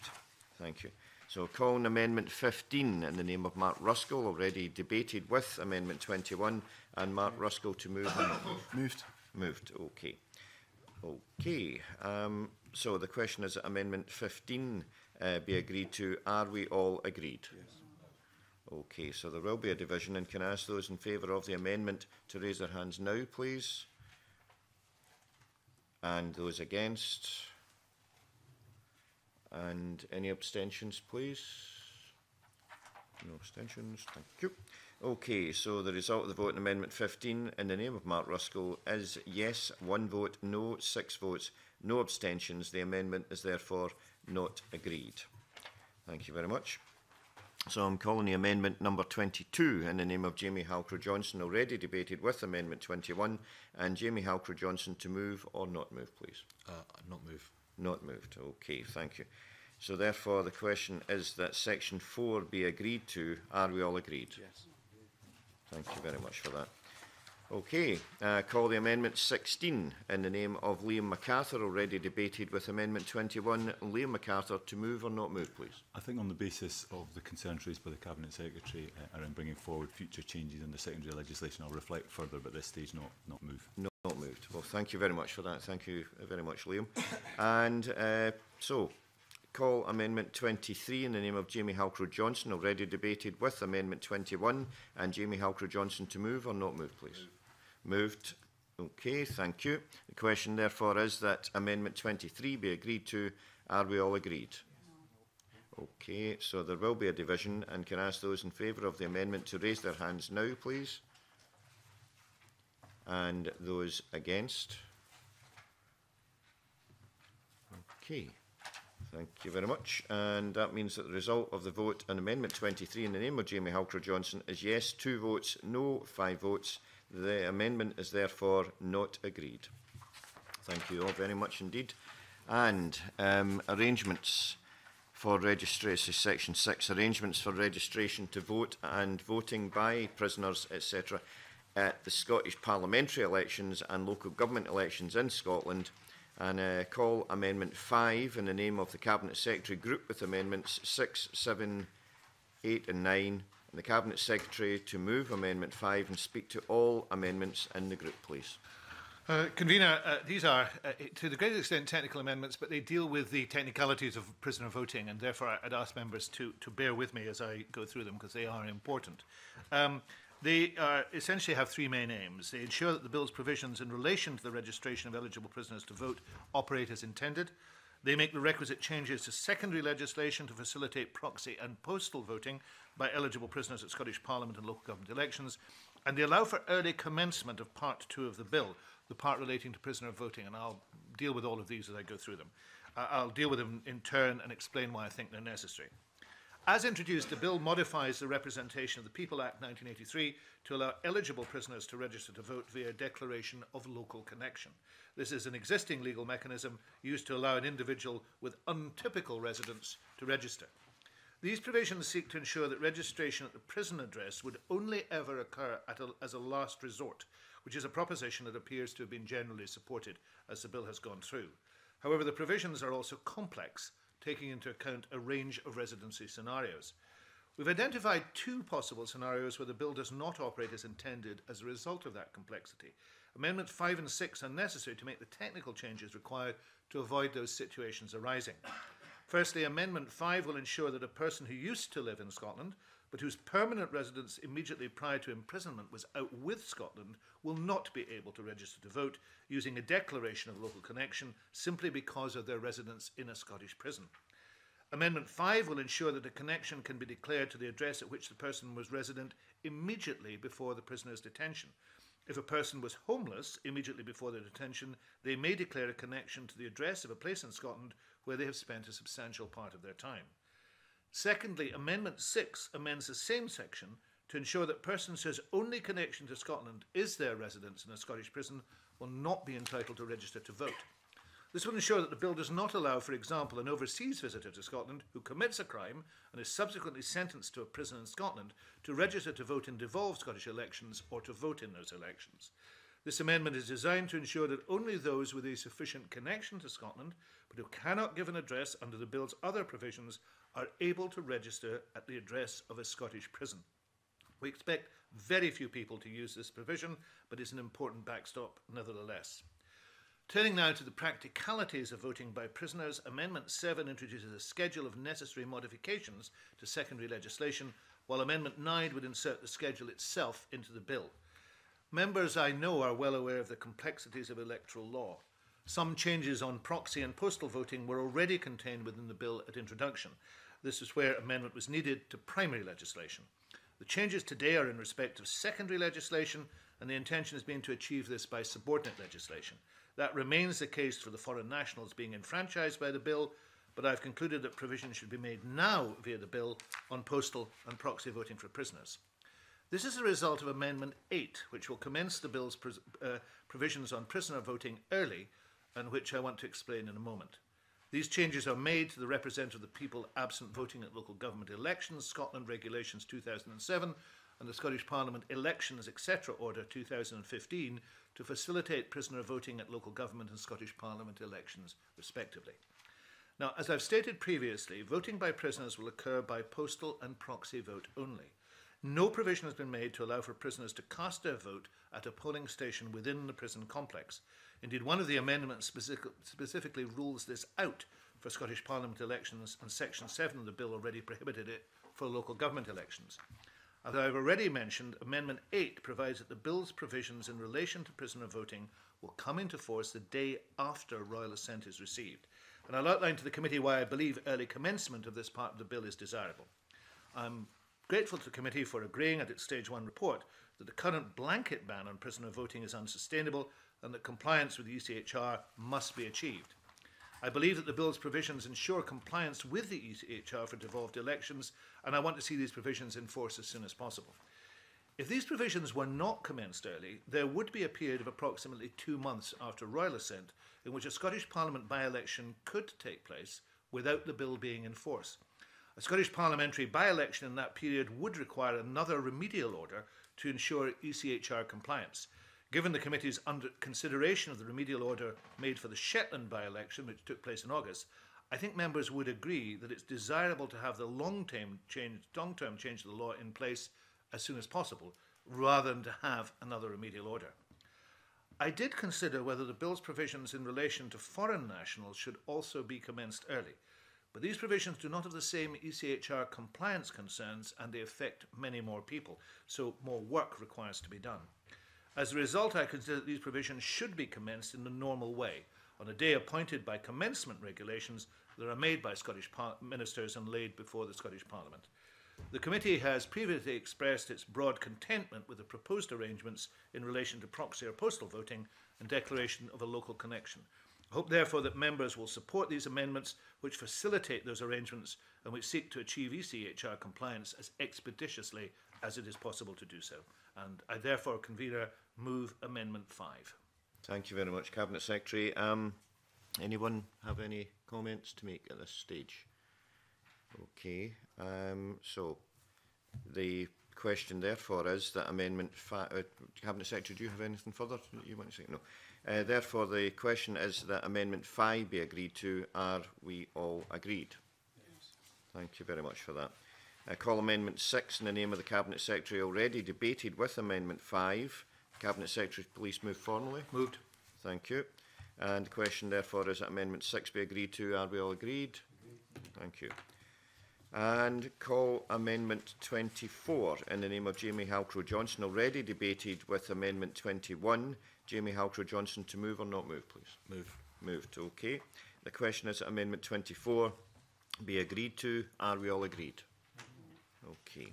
Thank you very much. There will be a division, therefore. And can I ask those in favour of the amendment to raise their hands now? Thank you. And those against? Thank you. Okay, no abstentions there. And therefore, the result of the vote on Amendment 24 in the name of Jamie Halcrow-Johnson is yes 2, no 5. The amendment is therefore not agreed. Thank you very much for that. And, okay, we seem to be moving on to Section 6 after Section 6, election meetings on the prison estate. and call Amendment 25 in the name of Jamie Halcrow-Johnson in a group of its own. Jamie Halcrow-Johnson to move and speak to Amendment 25, please. Thanks very much, Convener, and I move. The aim of this amendment is to create a new section in the bill which would mean that candidates standing in a Scottish Parliament constituency or ward or region would have to agree in advance before a hustings could be held in a prison or other institution, and also calls on a the prison governor to conduct a risk assessment in advance of any hustings or event taking place. This would guarantee that no candidate, for example, one that may be a victim of crime or otherwise unwilling to entertain election meetings in a prison environment, will be disadvantaged or otherwise pressured into attending an election event in a prison or facility. The requirement for governors to conduct a risk assessment would require a consideration of the safety of candidates, prison staff and other prisoners that could result from the holding of a political event in a prison environment, and also the practicalities around that. Thank you very much for that. Thank you. Any other members with input? And therefore we will go to the Cabinet Secretary, please. Thank you. Thank you, Convener. The Amendment 25 is drafted to mirror provisions for electoral meetings in schools and community rooms as set out in the Representation of the People Act 1983, but those are rooted in specific constituencies. The prospect of such meetings in prisons is distinct from those arrangements, and the amendment does not accommodate that difference. The bill seeks to ensure that prisoners will register, as I've just indicated in a previous section, at their home address or declared local connection, rather than at the prison. As a result, there will not be only one constituency or ward relevant to a prison. Prisoners in the same prison will have a different choice of candidates depending upon where they are registered. With this in mind, this amendment is unclear as to which candidates might arrange these events, whether they might be from specific constituencies or instead nominated representatives of their parties sharing information about their wider party platform.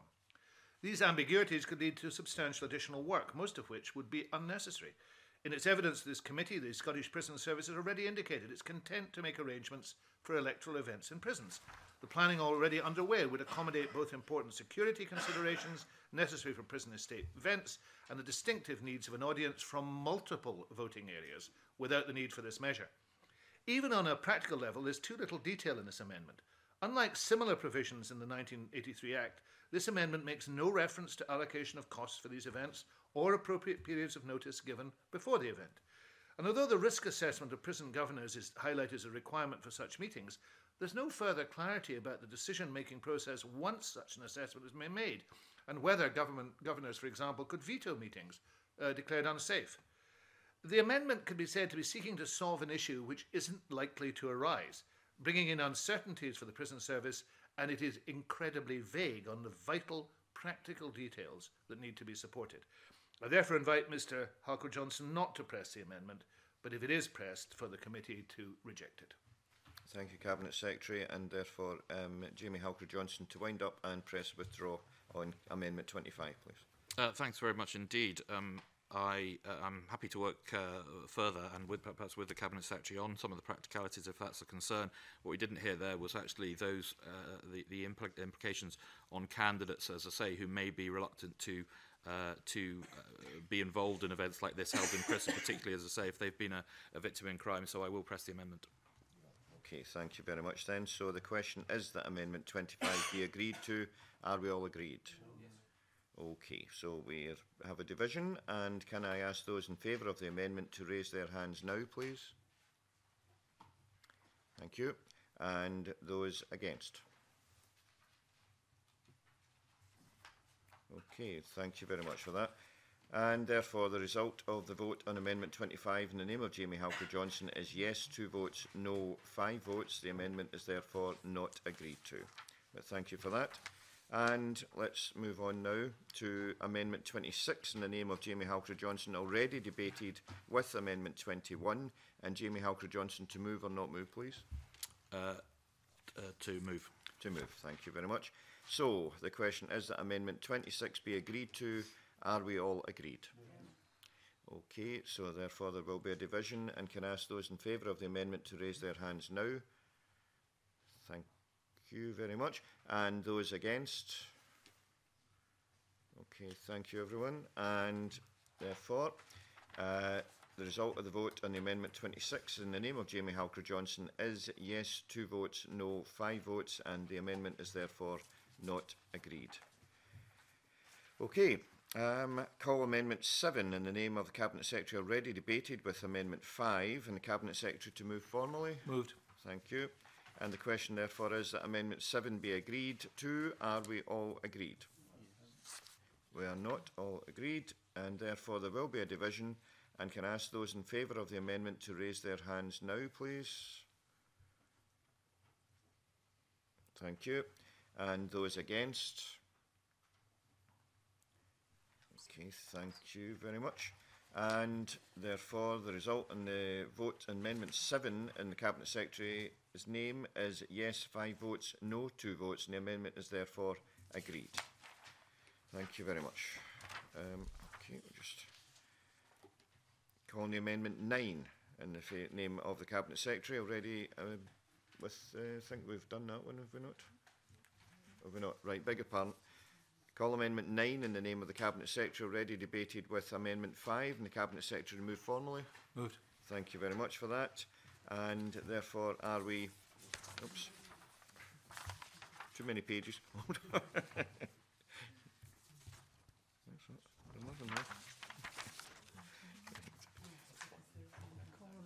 All right, beg your pardon. We've got to call Amendment 9A first then. Thank you very much. Right, call Amendment 9A in the name of Mark Ruskell, already debated with Amendment 21 and moved by Mark Ruskell. The question is therefore that Amendment 9A be agreed to. Are we all agreed? No. Okay, so therefore there will be a division. Can I ask those in favour of the amendment to raise their hands now, please? Thank you. And those against? Right, thank you. Good, okay. Right, the result of the vote on Amendment 9A in the name of Mark Ruskell is yes 1 vote, no 6 votes, and therefore the amendment is not agreed. Okay, call Amendment 9B in the name of Mark Ruskell already debated, and that will be moved.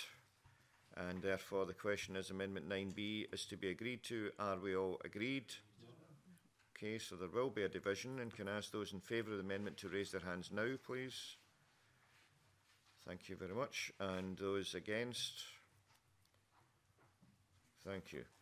Okay, the result of that vote on Amendment 9B in the name of Mark Ruskell is yes 1 vote, no 6 votes, and the amendment is therefore not agreed.